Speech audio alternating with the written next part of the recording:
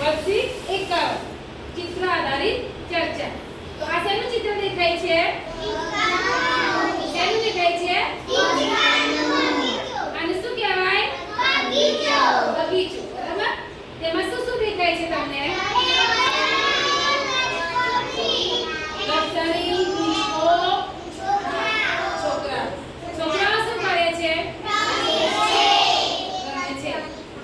હા, લપસણી ખાય છે. બીજું શું કરે છે? હિંચકો ખાય છે. બરાબર. પછી બીજું શું દેખાય છે? હિંચકા સિવાય દડો. પછી હા, દડો દેખાય છે. આ છોકરો દડો રમે છે ને? પછી તમે ઘરે રમો છો? શું રમો છો? પછી કોની સાથે રમો છો? તમારા ભાઈ સાથે રમો છો. તમે કોની સાથે રમો છો? એકલી રમે છે? તમારા ઘરમાં બીજા કોણ કોણ રમે છે? બીજા કોણ કોણ રમે છે ઘરમાં? હા? ભાઈ રમે છે? સરસ.